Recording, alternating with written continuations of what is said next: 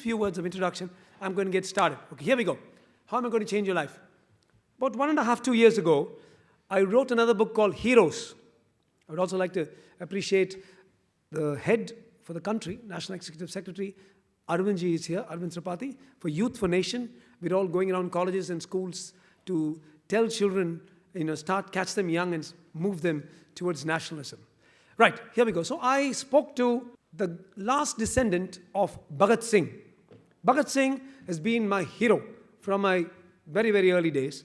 And when I wrote the book called The Heroes that I passed on, first chapter was on Bhagat Singh. Well ahead of time, we contacted Bhagat Singh's last descendant, whose name is Professor Jagmohan Singh. And this man, you know what he said to me? It changed my life. See, Bhagat Singh, he affects us through his descendants. He said 2 things. When you write about my grandfather, not really his grandfather, his grandmother's brother, because Bhagat Singh didn't get married. His sister's grandson. He's in Ludhiana. He's a professor. He said, number 1, send me the write-up. I will read the script and only then I will come to Chennai. And number 2, he said, I want to meditate for 5 minutes below the statue of Chempakaraman Pillai. And I must share with all of you my shame and my betrayal, as Shastriji said, as Krishnan said, as Shashi Shekhar said, and as Rohan said. I said, what? Who? Chempakaraman Pillai? He said, he's there. He's in Chennai. His statue is there. I thought he would want to go to some particular restaurant.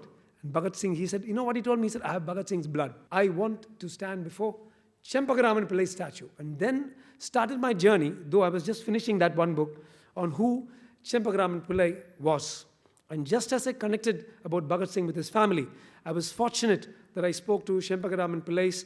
He was also childless, like Bhagat Singh. He got married at 41 and he died at 43. Lakshmi Bai, because she was so young when she got married to him, he was 41 and she was only 25. And she lived to a ripe old age. She invested in the stock market in Mumbai and made a lot of money. And she was still a heroine. And I want to start my speech by saying, much of the stuff was handed down by word of mouth, like our itihasas, like our Puranas. They were handed down by word of mouth from Lakshmi Bai to the family of Chempakaraman, whom she looked after, and to Chempakaraman's sister's grandson, who actually wrote a book, but again in the Tamil vernacular language, about Chempakaraman Pillai. I managed to get a bunch of books and then tracked the family and spoke to them. And all of them said the same thing. I said, many things when you read in the book, you'll say, well, how do you know he went to Bose and met him in Vienna? Because Lakshmi Bai was there. And who was Lakshmi Bai? She studied in Imphal. She was a Manipuri orphan. From an orphanage, she was picked up by a Russian lady who adopted her. That Russian lady was traveling up and down to China and back. She was thought to be a spy and she was shot. So there's this little girl, 5 or 6-year-old, no mother. She was picked up by none other than Madame Kama, who designed our flag. Har Ghar Tiranga was actually designed by Madame Kama. Later, of course, Pingala Venkaya made it out, the final version. They kept saying the same thing. She was she was just like Jhansi Rani. She was a nationalist to the core. She was homeschooled by Madame Kama. She went for every speech of Madame Kama's and for Chempakaraman Pillai's, and she fell in love with him. And she spent 32 years trying to get his ashes in. And this is how every one of the family members told me. They said, she wouldn't lie. There's no reason for her to lie. They also said, and this I bring to your notice, see, an idea, you need a germ of an idea. Victor Hugo said, no army can resist the power of an idea whose time has come. When the time comes for an idea, everything shifts. And we're all trying to get that time for the world to look at Chempakaraman Pillai and for India to look at Chempakaraman Pillai. We all talk about a north-south divide. We all talk about how a few regional parties down south keep saying, don't go with the nationalist parties. They will overtake you. They will overwhelm you because they don't care about your language. They don't care about your heroes. And unfortunately, my dear friends, and I'm talking to the larger body politic here, that there is an element of truth in that. In my first book on heroes, I've written about Velu Nachiyar from the south, who lived and died 80 years before Rani of Jhansi. She beat the English hollow in multiple battles and ruled for 8 years, absolutely undefeated. Asked many North Indians, I must say our Prime Minister Narendra Modi ji has done so much to bring Velu Nachiyar to the light, and he's recurrently spoken about her. But the average North Indian, unfortunately, I know that this is a sensitive topic. But my wife will say, I suffer from foot and mouth disease. I take my foot and put it in my mouth and talk about sensitive topics. But this is the source of the North-South divide. That people, you ask North Indians, do you know about Velu Nachiyar? And until recently, who?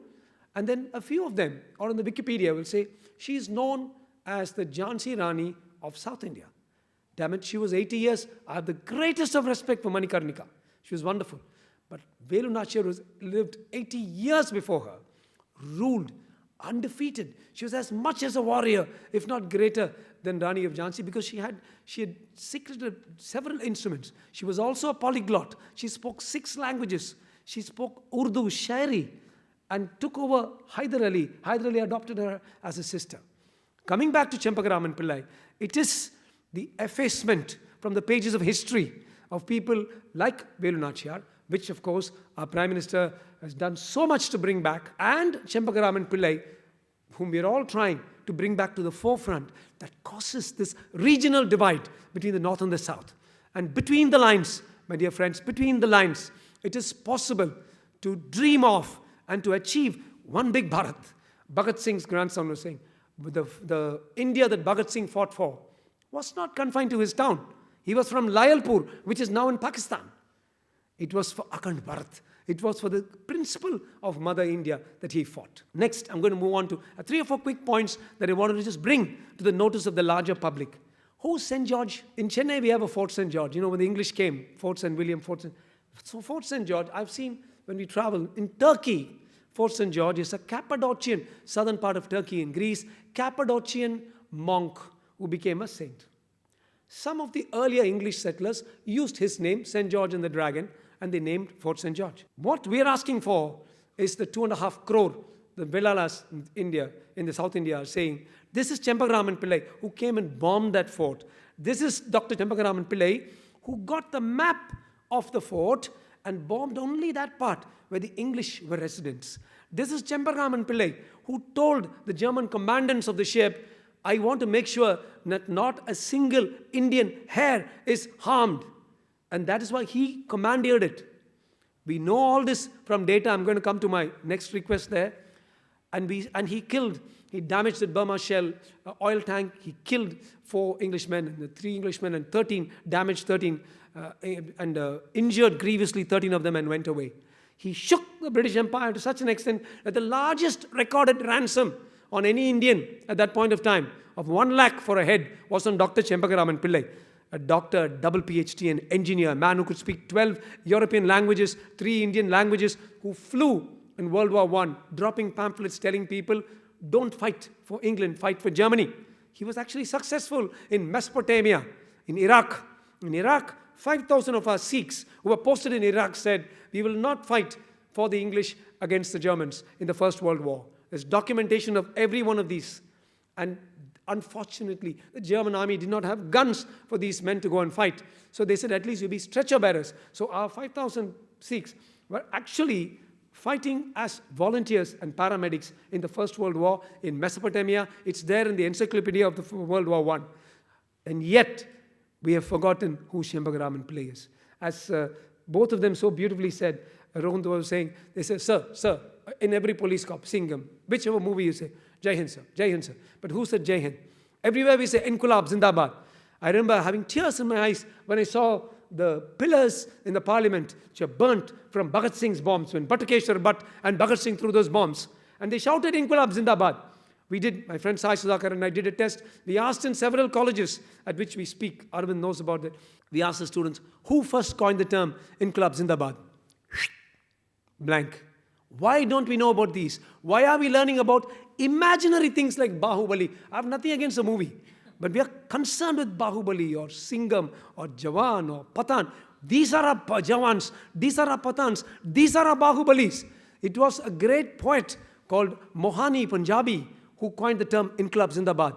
This man refused to go to Pakistan at the time of partition, saying, I lived in India, I will die in India. And he stayed and died as a beggar, unfortunately, in the streets of Lucknow after coining the term Inqilab Zindabad. And yet, we forget them and we spend crores and crores on our film stars. Our film stars are not our heroes. They are our real heroes. These people are our real heroes. My contentions in this book is, why call it Fort St. George? Why not call it Fort Chempakaraman Pillai? This is a man who gave his life for our country, and that's what we want. As Rohanji said, we give Bharat Ratna to so many people. I've even written in the book, one of the most shameful Bharat Ratnas, and I'm sorry, I'm going to say this in public space, one of the most shameful Bharat Ratnas is one of the first Bharat Ratnas given by Jawaharlal Nehru to Jawaharlal Nehru, signed by Jawaharlal Nehru, in the presence of Jawaharlal Nehru. He can give himself. Why can't we give a Bharat Ratna to Dr. Chempakaraman Pillai? Friends, I don't believe that you need to speak before 100,000 people for an idea to go across the world. Jesus spoke before 12 people. The first time, Prophet Muhammad sallallahu alaihi wasallam spoke before 2 people, Ali bin Talib and the Nubian slave. All it requires is the idea, a few people.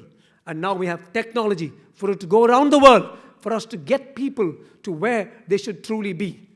My last request is, a lot of this data came from Lakshmi Bai, and Lakshmi Bai died in Mumbai. When she died in Mumbai, the intelligence at that point of time, the Congress intelligence, went inside. They broke open the door after she died. They took all the documents from there, and they took them to the same place. We have to come back to the same place where the Sengol was hibernating for 30, 40 years with a label called Nehru's Walking Stick, that ashram in Allahabad. I'm not doing Congress bashing. I'm doing bashing of whatever is anti-national. In Allahabad, it was sitting there with a stick. Query, is it Nehru's Walking Stick? And it was a Sengol given by our people from the south with the greatest of joy, with the greatest of love. And having restored that to its rightful place in the new parliament, you have won. The North has won the hearts of the South. And our Prime Minister has won the hearts of the South. My request is, you can win more hearts. You can win all of us by restoring our heroes to where they really should be, because we've had so many heroes. Probably the first fighter in the War of Independence is a person called Arugumuthu Kon.